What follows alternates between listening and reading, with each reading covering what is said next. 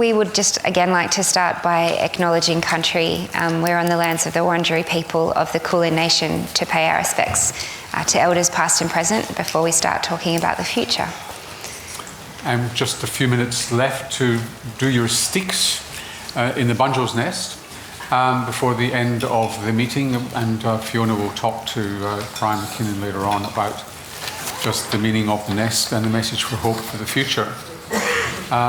This next session is a debate followed by a panel, and we'll just briefly introduce the speakers and then allow James Gray. James, where are you?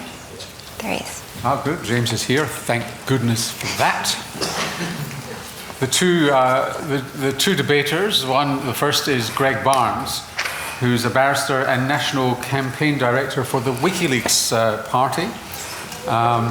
Greg takes on causes that some would see as hopeless, but Greg never gives up. He was national chair of the Australian Republican movement for 2000 to 2002, ran the Republican referendum campaign, and was a senior political advisor to the Howard coalition government for several years.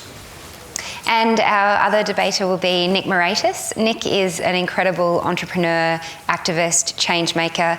He invented something very similar to Facebook called Taking It Global before Facebook, which was a way for young social pioneers to connect, and he's gone on to do some other amazing things. He was involved in the early days of running GetUp and also the Australian Youth Climate Coalition. He is now the head of the Centre for Australian Progress, a very important think tank activist organisation, and he's also on 3 boards: the Centre for Policy Development, Some of Us, and the Australian Youth Climate Coalition. You're not yet living in Silicon Valley. Please welcome our two debaters to the stage, and James Gray from the Melbourne University Debating Society to run this debate.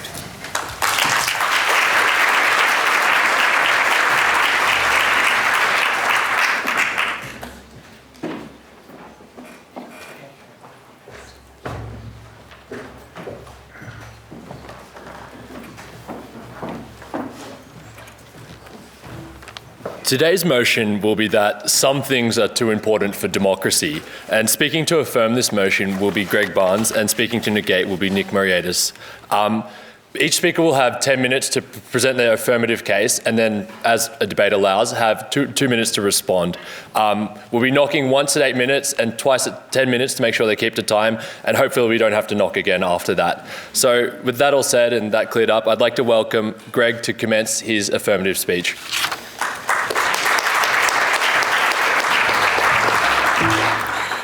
Thank you, James. I also would like to acknowledge the presence, the Aboriginal inhabitants of this land.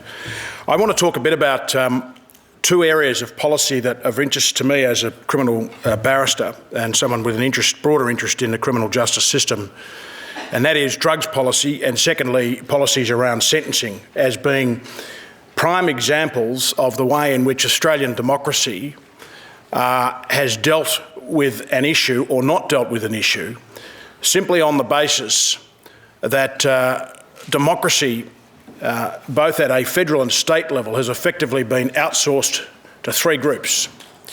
It is no longer a democracy in which every elector has a say. As we know in federal election campaigns, if you don't live in southeast Queensland, Western Sydney, and 1 or 2 other marginal seats scattered around the rest of Australia, it doesn't matter. Forget it. In relation to Victoria, if you don't live in marginal seats in the outer eastern suburbs or in southeast of Melbourne or in parts of regional Victoria, again, forget it. These are electorates, and in New South Wales, similarly at the state level, and Queensland's another space altogether.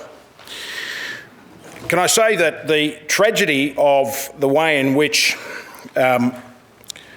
this has evolved, our democracy has evolved, really because of the political machine of which I was part, which says that effectively you make yourself a small target, you don't have big public policy debates anymore, it's too risky, you'll get one group of the media, a substantial group of the media, offside if you do, so forget it. That is the way in which democracy has become mediated. It is mediated now in such a way that serious public policy debates do not take place and as a result we get serious social harm. And I want to talk first about drugs policy. I don't know any judge, magistrate, senior police officer or medical professional who thinks that the war on drugs works. I don't know anyone in this country who seriously thinks that the policies of prohibition have done anything other than to increase crime, increase the number of criminal gangs, and lead to people living desperate lives because the police think that having a joint is a naughty thing to do and that therefore they ought to be arrested.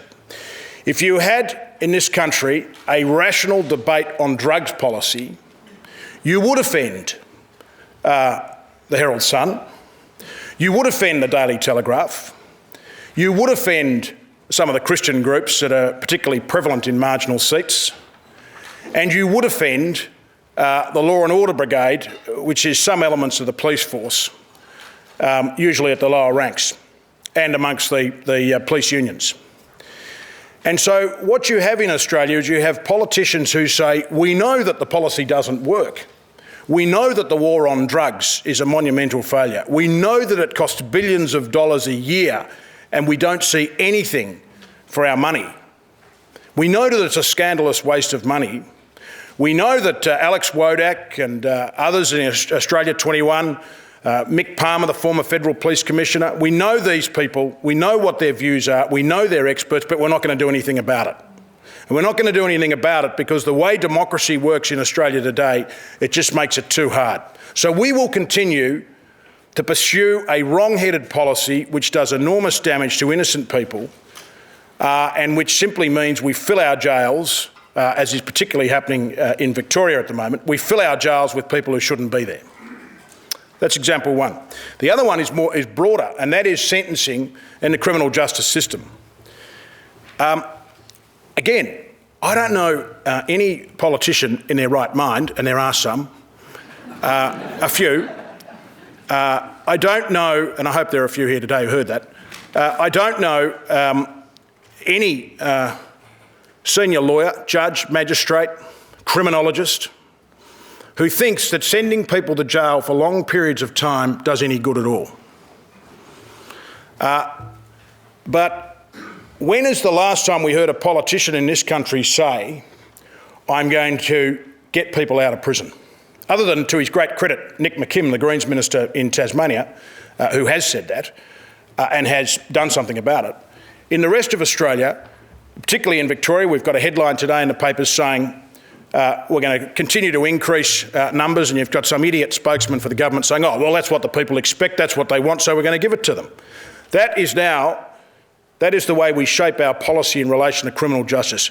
We say, ramp up the penalties, put more people in jail, build more jails, cost the taxpayer billions of dollars, increase recidivism rates as a result, because that's what jail does. If you want to send a young person to a life of crime, send them to jail. Let's not try innovative solutions such as therapeutic justice, such as non-custodial alternatives, which, by the way, are much cheaper than putting people in jail. Let's just give them what they want, which translates to let's give the marginal seats what they want. Is that democracy? Is that really, the way in which a public policy debate ought to be run in a democratic system? And that's the problem now. That is the problem with democracy in Australia today. Democracy in Australia today is effectively interest groups, spin doctors, and marginal seats. And so therefore you can't have, because of the sheer gutlessness of politicians, you can't have a serious debate about drugs policy, despite the fact that it's happening all around the world, including in the United States. You can't have a serious debate about sentencing and about sentencing alternatives and about reducing the number of people in prison. You just don't see it. If we weren't so slavish about opinion polls and about what the Herald Sun thinks and the Daily Telegraph thinks and what the shock jocks think, if we weren't so slavish about what the marginal seat holders are telling us when they come into the party room, if we actually had politicians who said democracy is a good thing if it actually leads to better policy outcomes, then you would see in this country a shift in policy. We did see it, by the way, people like Paul Keating in the 1980s. Many Australians were opposed to floating a dollar. We forget that. Many Australians were opposed. Many, including the Secretary of the Treasury, John Stone. Many people were opposed to lowering tariffs. Many people were opposed to deregulating the financial markets. Dare I say, I think Robert wrote on this issue back in the early 1990s, and he had an alternate view. But to Keating's credit, he prosecuted those policies when there wasn't a great deal of public support. He got lucky, the Liberal Party was split, but he prosecuted those policies. And you might argue that he did it in a way which was sort of irrespective of what the democratic mood was at the time. He took people with him, he led. And so let me finish on this note by saying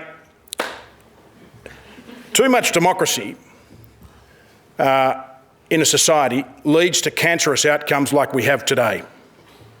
Because you can dress up any form of opposition as, this is my democratic right to oppose it. Good public policy requires leadership. It sometimes requires ignoring what the democracy or the body politic thinks.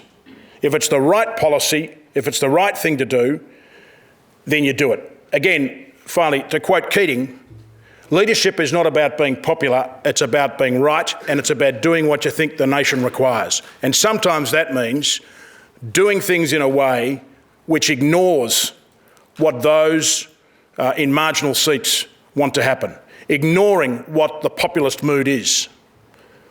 That is important when you've got serious issues like the ones I've mentioned today. Thank you.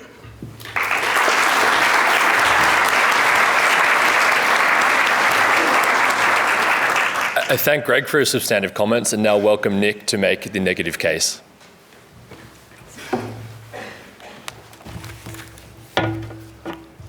Thank you very much. I'd also like to acknowledge the original inhabitants of this land. I'm not sure if you're like me, although I suspect you are if you're at a festival of ideas, but I tend to gather a weighty and generally rather worthy pile of books each year, ready to devour over the Christmas holidays.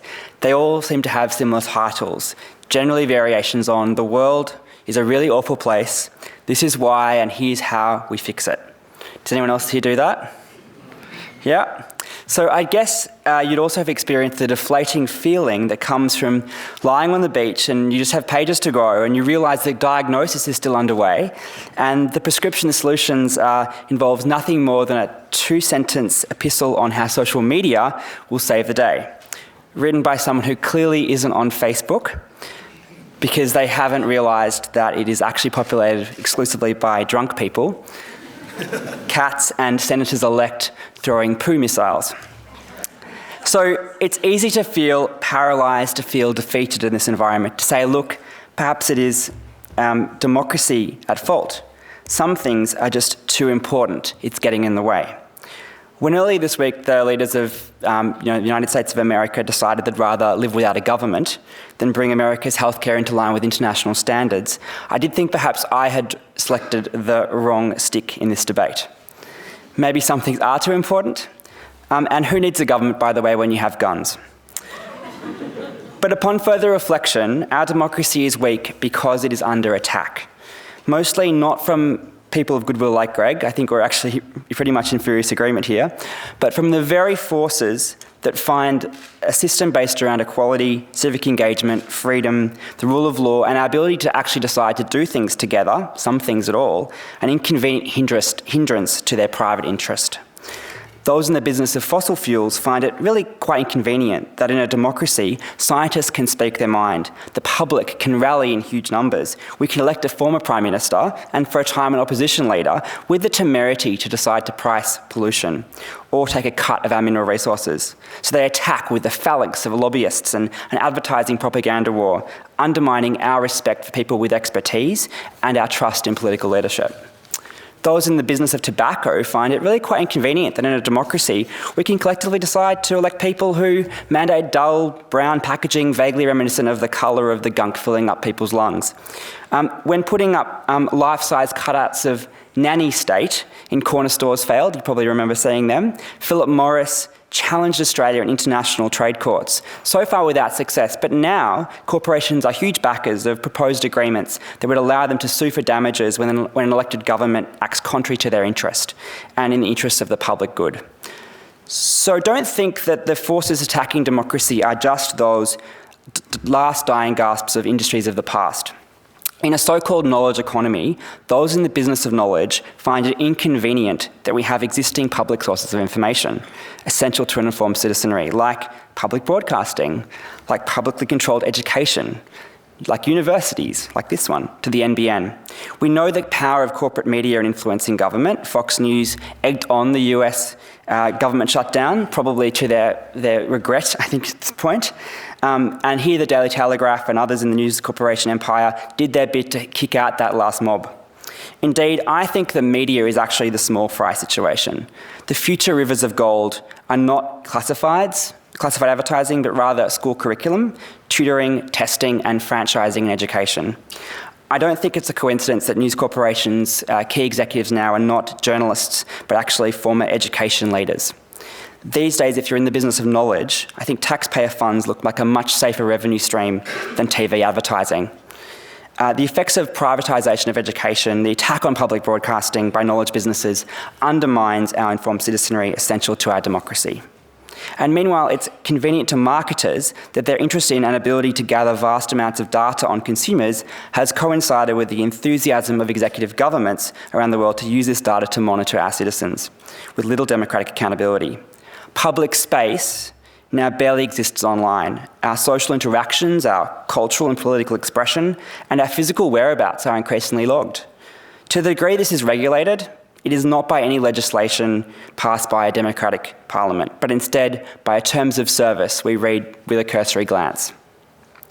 To the degree that it is grounded in a jurisdiction, it is not ours. And when we pay for access, the revenue is now increasingly booked in tax havens like Ireland and the Bahamas. Companies and executive government are at risk of becoming conjoined twin big brothers. This has been an insidious attack, and our elected representatives have been asleep at the wheel as their authority has been eroded. So my point is that the erosion of our capacity in democracy is by and large because it is under attack from those whose interest is not served by us doing the important things like taking action on climate change, the community's health, and public education. But just because democracy has enemies doesn't mean it is our enemy. It is actually our friend. So imagine you meet up with your friend, our friend, Demo, for a drink. Demo is a really nice person. She's accountable, she generally listens well, she's up for a good-natured if fiery debate. She's the kind of person that brings people together, eventually reconciles diverse perspectives, has a solid track record at work. She's aged remarkably well, considering she's 2,000 years old or more. There was a period where you were a bit worried that she was misogynist and racist, but over the last 100 years, she's really come around to include everyone in the conversation.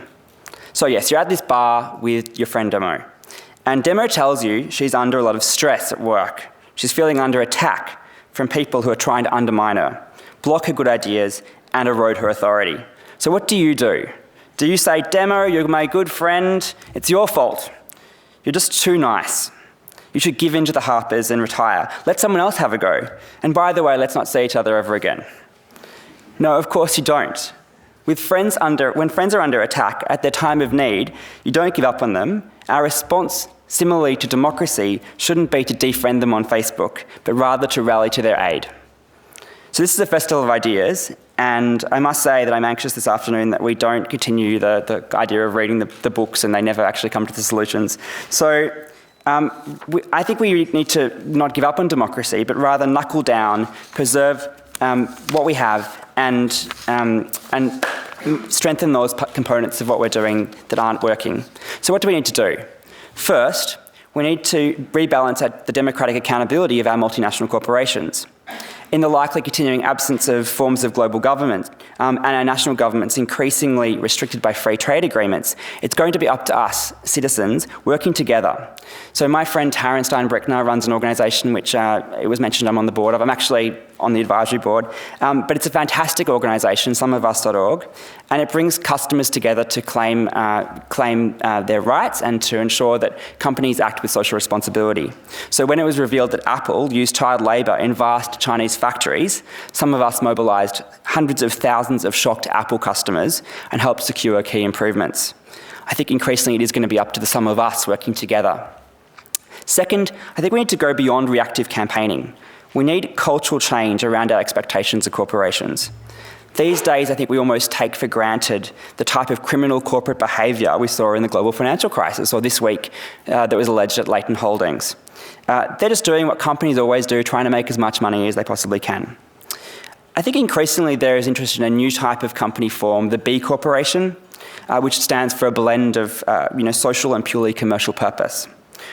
Of course, the original companies were chartered by the government to achieve specific objectives within defined timeframes.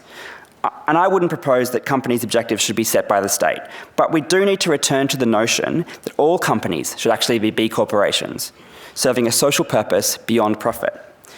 Increasingly, I think our millennial generation will demand this of corporations, be it as employees, active shareholders, consumers of goods and services, or as citizens. Third, it's not just companies that need to be accountable. We need to rebuild trust in our political leadership. The extent to which the public has lost faith in politicians and the good people that have been turned off becoming politicians and as a result of corruption scandals, notably in New South Wales Labor, cannot be underestimated. We also need our representatives to be actually representative. I think this means more than just quotas in political parties, although that's not a bad idea if we have to. Our parliament needs to represent the real diversity of Australia. This means a lot more women, a lot more young people, and a lot more people who weren't born in this country. And fourth and finally, we need to continue to improve our democracy, adapting to rapidly changing circumstance. Given the collapse of media businesses, and I don't think The Age, for example, looks likely to exist in a few years' time, we need to at least double our investment in public broadcasting, and especially investigative journalism. And we need to completely reinvent the way education is delivered at school and university, otherwise there is absolutely no doubt it will be reinvented as a commercial online service in the next few years. So all of us, you included, need to be bolder, more outspoken and more active in championing democracy. Rather than a burden, our friend Demo is essential to working together and figuring out what the important things are before we can tackle them. Some things are just too important not to have democracy. Thank you.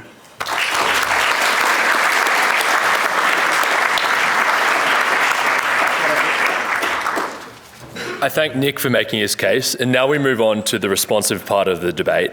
So this will allow each speaker to have 2 minutes to respond to what has already been said, and because 2 minutes is a short amount of time, I'm going to police it quite ruthlessly. There will be 1 clap at 1 minute and 2 claps at 2 minutes. Thanks. And I invite Greg to come up and deliver the first response. Look, I agree with much of what Nick said, but I think that Australia, perhaps I'm just depressed about Australia.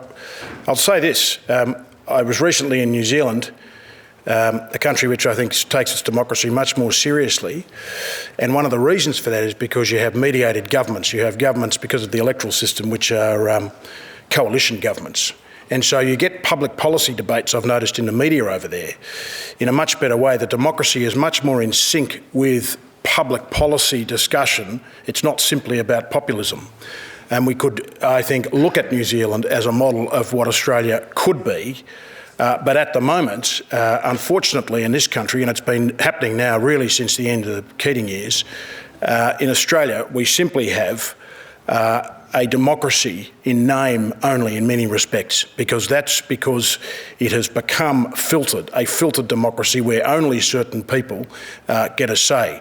And I'm not being conspiratorial. I don't join my friends on the left in saying there's a conspiracy by big corporations, etc. That's not the issue. The issue is that it's the political system of this country, as I said earlier, means that marginal seat holders, certain media outlets, because of the concentration of media, and certain interest groups hold sway over public policy. And that, I think, has become highly corrosive in Australia. And until you do something about that, then you are going to find in Australia that there are many issues which are just too important to be left for democracy. Thank you.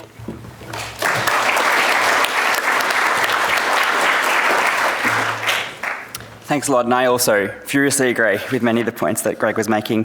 I think that just commenting on two of them. One is the drug policy question. I think in the United States, we've seen in the last few months, in the last year, an extraordinary decriminalisation of marijuana through citizen ballots, and I guess that's within the context of democracy. I think that the situation there is that it's economically justified, that the country is going through a terrible depression. Those tax dollars that would come from regulating rather than criminalising drugs is seen as being lucrative and worthwhile pursuing. So maybe we just need to go through an economic crisis and then we can decriminalise drugs.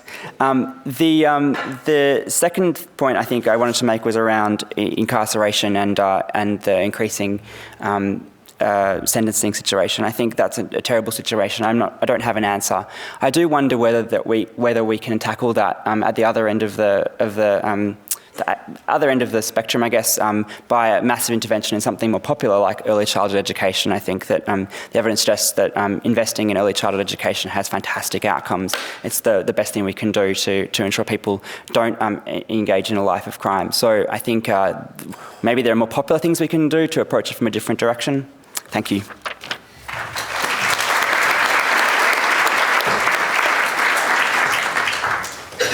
Thanks, James.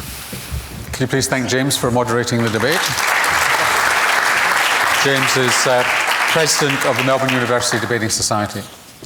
So we've now got two panellists to invite up to the stage. I'd like to invite Robert Manne. He needs no introduction. You will have definitely all heard of him before, but he has written a bunch of books that you've probably got on your shelf, and Nick probably has in his summer reading list, which is New Conservatives in Australia, In Denial, The Stolen Generations and the Right, and Do Not Disturb from 2005. He is at the moment a chair of the Australian Book Review, a board member of the Brisbane Institute, and a member of the board of the Stolen Generations Task Force in Victoria. It's all old? Okay. Previously, he held those appointments. And Xiaopeng is rejoining us for the panel, who I extensively introduced last time, for those of you who are not here, a leading commentator on China, professor of economics, and now living in Hong Kong, and a contributing editor to iSun in Hong Kong. I should say about Robert, as I sit beside him, when I was running Radio National, we were getting criticised for being lefties, so I thought we needed some right-wing conservative commentators, and I brought Robert on.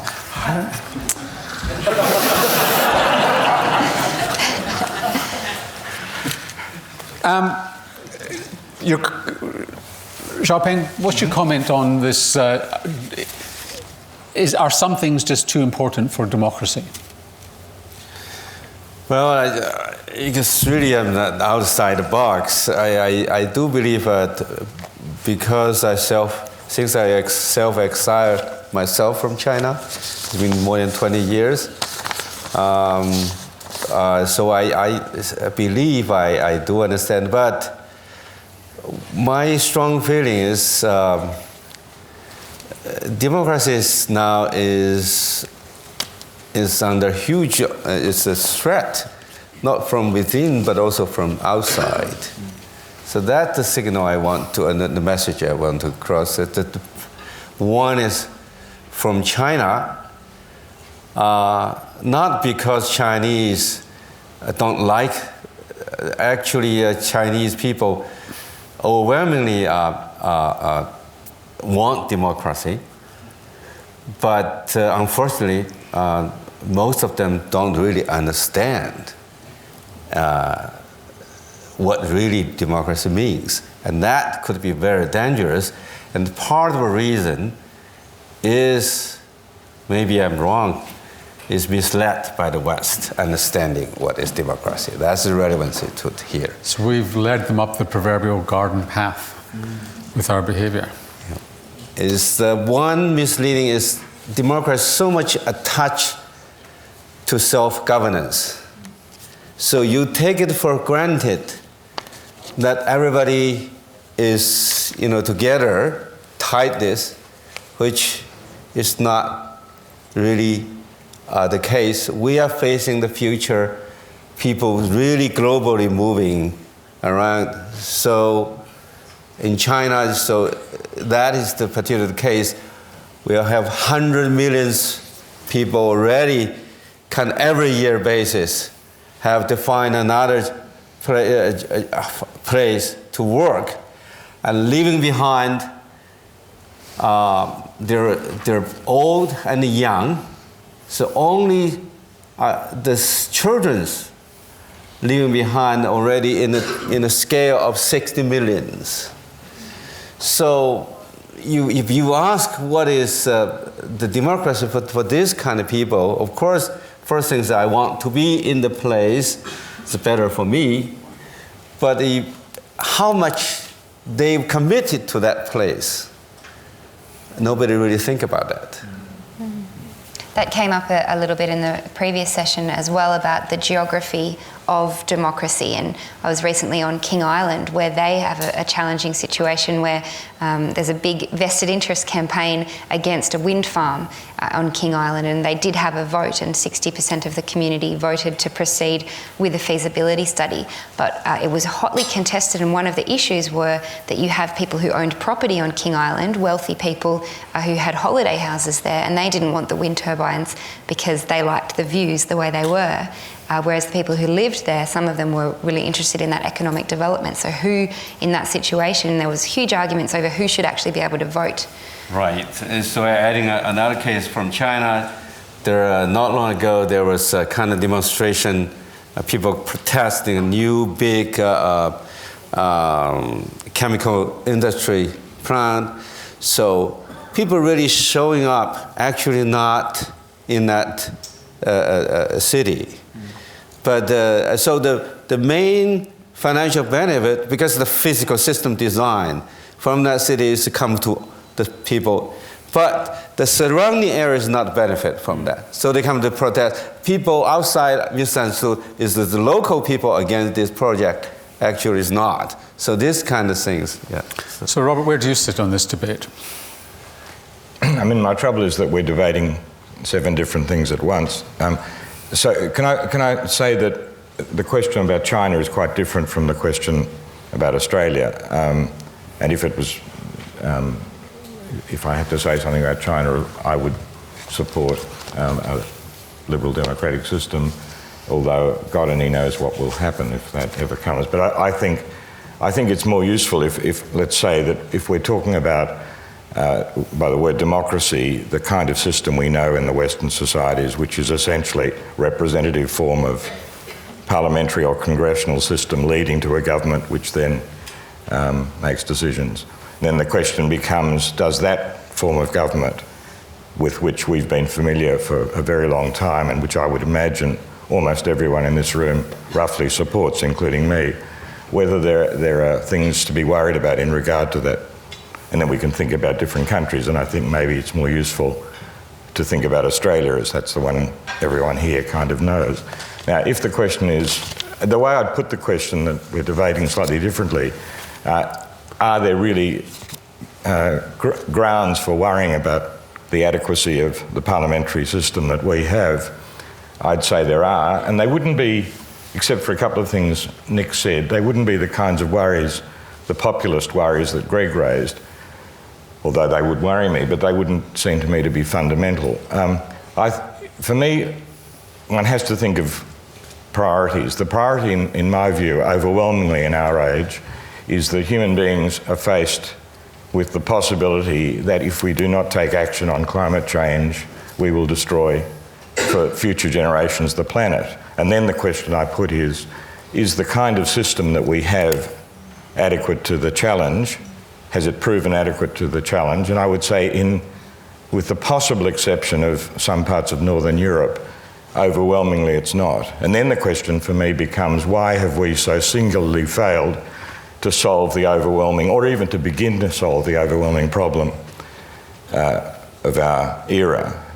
And it's actually, in my lifetime, there's been no problem of this sort, in that if we get it wrong, there's no coming back. If I don't know how many people... Well, there has, the nuclear armaments. I don't believe even that was as serious.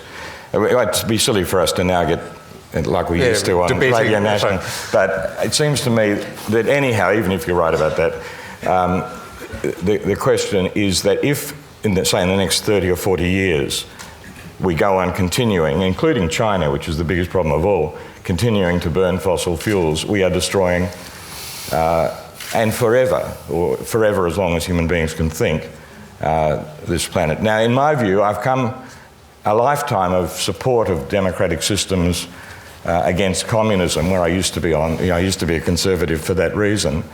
I've come to extremely pessimistic conclusions about the capacity of our system to respond for all sorts of reasons.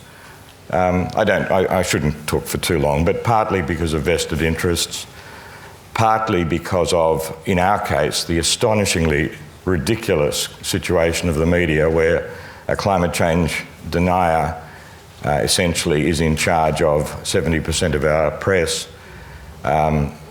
But I would also say because of the citizenry, which is a consumer citizenry, which, if it really had to think about the possibilities of sacrifice of our well-being, would, in a populist way, vote against taking the kinds of actions that are necessary. So I want, perhaps I'm being too alarmist, but I think we have reached an absolutely critical stage of civilization in this country and all countries.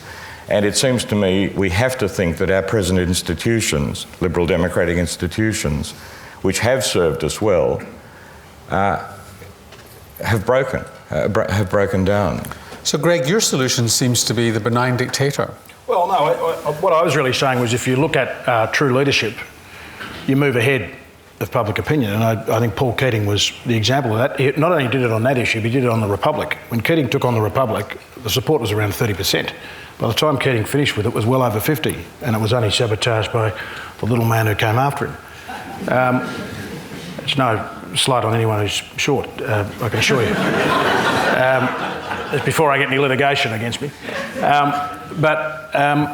That's what I was really saying. I mean, and it's only 20 years ago that we had an election campaign in this country, in fact, exactly 20 years ago, where we had two political leaders who articulated visions which were, in a sense, ahead of the curve. Paul Keating and John Hewson. I mean, John Hewson went to the 1993 election with a 900-page manifesto, much of which was pulled apart by interest groups. In fact, it cost him the election. But it was the last time in this country you had leaders saying, whether you agreed or disagreed with them, this country, there needs to be radical action. You go this way or you go that way, the fork in the road. The problem I've got at the moment, Norman, is that, and I think it's manifested in what Robert's saying about climate change, he's absolutely right, that there is no strong leadership on climate change, with the exception, I think, of Rudd and Gillard on a carbon tax, which was, of course, as the Economist said, is the best way to tax the polluters. And we went ahead with that. But look at what happened. Look at what happened. I'm just trying to get to, I mean, obviously this is a debate and you've got to argue the affirmative, but the extent to which you do actually believe that democracy in any form, so the participative democracy that Anna and Nick would promulgate, do you reject? No. In fact, I think if you mean deliberative democracy, I'm a great fan. Sorry, and I think we ought to have a lot more of it. One of the reasons why in the United States you're getting better policy outcomes in some jurisdictions and in Canada is because of an extensive use of deliberative democracy. We only used it here once. We used it in the Republic campaign. It was very successful. But we need a lot more deliberative democracy. People like deliberative democracy. They like being involved. A prime example was British Columbia, where the new voting system came out of a exhaustive deliberative democracy process. It ended up being rejected by the people of BC by a very small margin, but the process itself was really enhanced the sense of democracy in that province. So we've had some references today, Nick, to magical thinking. Are you just involved here in magical thinking? I mean, there is no greater debate here, as Robert has said, than climate change. Is your sort of stuff around mobilisation, getting opinions expressed, extensively, the fact that you raise $1 million for the Climate Council using, crowdsourcing, it's not having any traction at all on one of the most serious political questions, and therefore you have to be tempted by Greg's view that without strong leaders, you're not going to get anywhere, and that it is in fact about benign dictatorship. Mm-hmm. Well, I think that I agree with Robert that climate change is the challenge of our time, and I think if we spend all of our time for the next 5 to 10 years trying to change our system of government, we will definitely not solve the challenge of our time, which is actually climate change. I think that would end up in an awful civil war. People who complain about authoritarianism would be on one side. People who complain about if we want to go to if the solution is anarchism, then I don't think that will actually solve the problem. I think we need a central government-led, business-included response to this very substantial issue.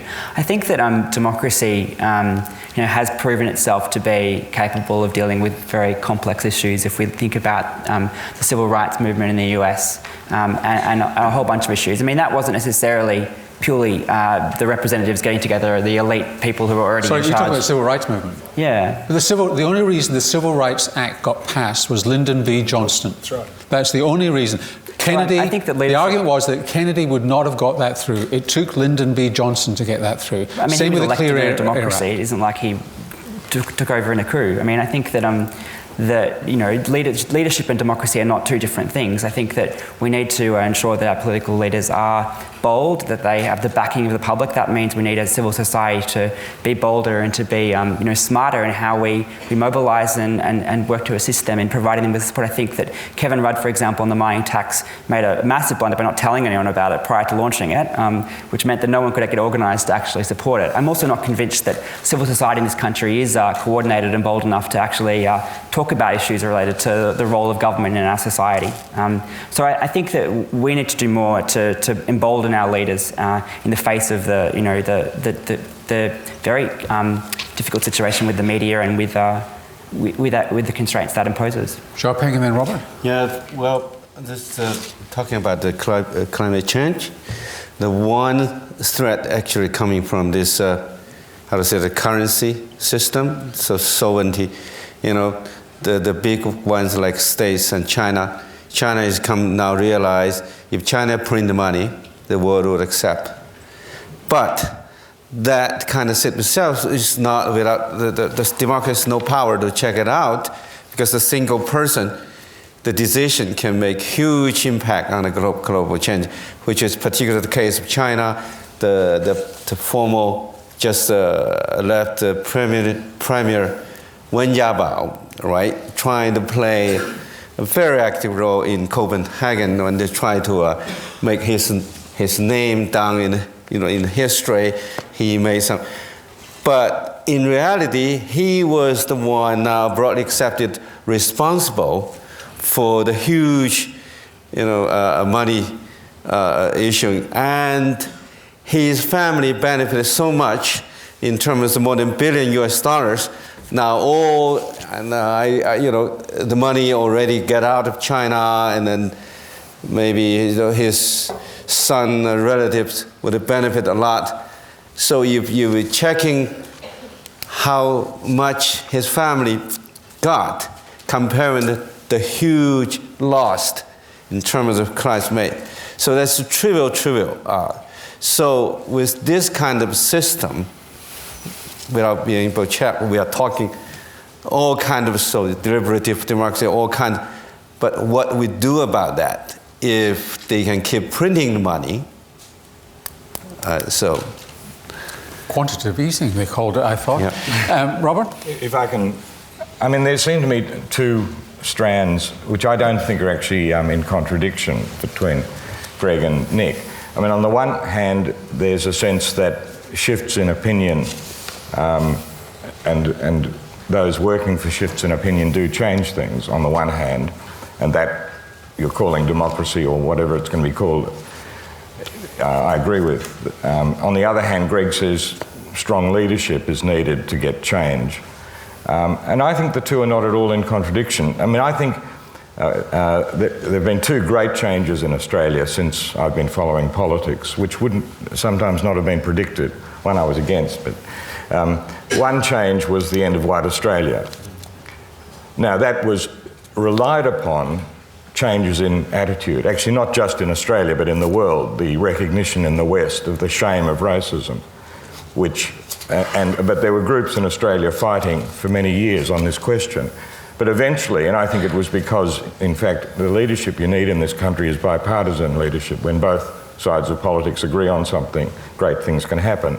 Similarly, even though I was opposed to this, I now can see that the Keating economic changes, the Hawke-Keating economic changes, the deregulation of the economy without total deregulation was highly successful and has changed the economy for the good.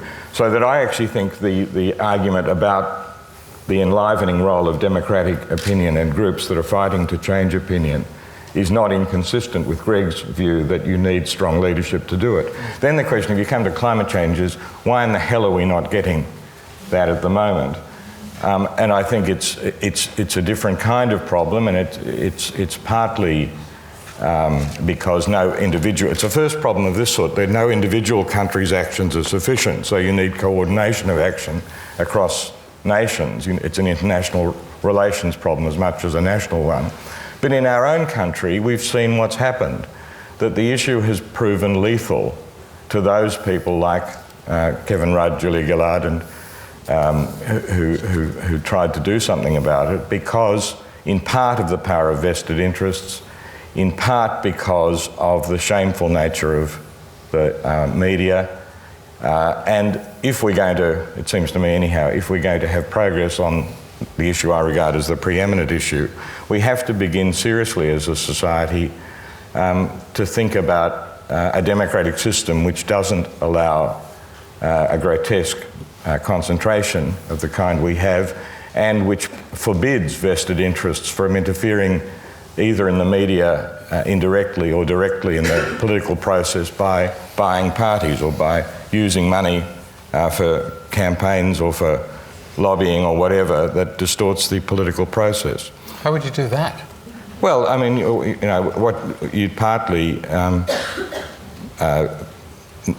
not allow certain kinds of lobbying to take place, that citizens can act, but the continual going of corporations. So trade unions wouldn't be allowed to lobby for workplace policies? I don't think trade unions are a problem, but you know, you'd have to formulate, and people have thought in America about how you can try and break the power of lobbyists. It would be a complicated process, and I'm not going to be able to lay out in 3 minutes the kind of way in which you do it. But you'd certainly have to say that you can't allow big money. I mean, in America, for us, you know, it was shown during the whole business of climate change that there were 5 or more lobbyists per congressman or congressperson working to prevent legislation getting through. And in the end, the Congress was just overpowered by the amount of money that was being thrown at the problem. Now, you might say there's no way we can cope with this, that there is no alternative but to having the world destroyed by the power of corporate lobbies, but I don't think that's the case. Yes. Hi. You'll need your microphone. Yeah, okay, thanks. And then I'll come to James. Yeah.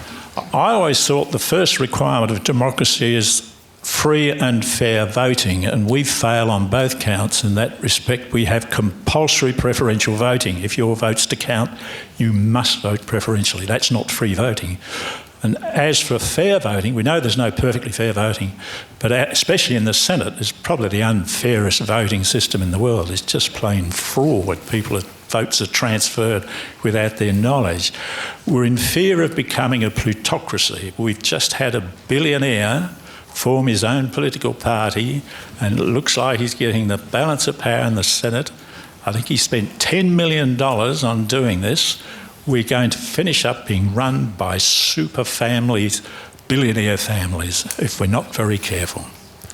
And what would you do to reform the Senate? I agree that we absolutely need Senate reform. One very simple thing that we could do to start is to say if a party doesn't get at least 2% of the vote, then preferences can't flow to them. I mean, that would stop these micro parties with 0.00 something percent ending up with the balance of power. But when it comes to Clive Palmer, it's interesting. For a long time, progressives have said, "Oh, maybe we need a new political party." No, it takes too long. He set one up, in the course of less than a year, and has shown that money can buy votes. So I think that does come back to to what Robert was saying, and let's get really serious about limiting the political influence of our most powerful corporations. So I'll ask our two debaters, where do you stand on compulsory voting? I think it's a good idea. I mean, it's all I've known. It seems to have worked quite well. I don't have a problem with it. I think getting people engaged in our democracy is really important, and I think being part of a country like Australia, there's both rights and responsibilities, and one of them is to have our say on who we want to run it. With 1.6 million people unregistered and a 10% donkey vote, I mean... We need to lower the voting age. I mean, if the voting age was lowered to 16, or at least having young people 16 allowed to vote if they wanted to, then we would actually have institutions where people could learn about voting. The number of informal votes, so people who try to vote and their votes are not counted, is huge in Australia. And that's partly because we have different voting systems in different states and territories, and then at the federal level, so people get confused when they try to do it. So if we had people voting from an early age, it would mean that they were in schools where they can get educated about how to vote and how to make their vote count, as well as the issues like climate change, which a lot of young people care about very passionately. So before I come to Greg's view on this, 0429 883 481, open up your phones, text, you've got 2 minutes 42 seconds to go, and text the code that you want in terms of this. So far, Greg's winning here. Are some things are too important for democracy? Ah, that stimulated a couple there. Greg, your view of compulsory voting? I used to be a strong supporter. I'm not so sure now. I think the bigger issue, though, is reform of the voting system. Having just gone through that preference farce in the Senate, it is when you get people who ring you, consultants, who will go unnamed and say, I can give you, if you come to us, I've not only got my party, I've got 2 other little front parties, and I can get them to you as well. I mean, it's a supermarket. It's farcical, and it is in urgent need of reform. Robert? If this country cannot reform the Senate system with motor enthusiasts and blacksmiths representing the DLP, then you will see how weak the system is. I mean, it is a laughable system where balance of power is now being held by parties with 1% of the vote, of whom no citizens had previously heard. And if we can't do that, and if Tony Abbott decides not to do it because it helps him in the short term to have the votes of right-wingers, then we are a pathetic democracy. Everyone would agree about the Senate, and I'm sure it will be reformed, but I would still like to say that in these last few days I've heard people praise Scandinavia and New Zealand, all of whom have very strong local democracy, local government, which we've scarcely mentioned this week as far as I've heard, and also proportional representation. So I'd like some debate about the possibility of proportional representation at state and federal level. Be careful what you wish for. Just think of Israel and the power that religious parties have in Israel solely because of proportionate representation. Could you please join me in thanking our panellists and our speakers?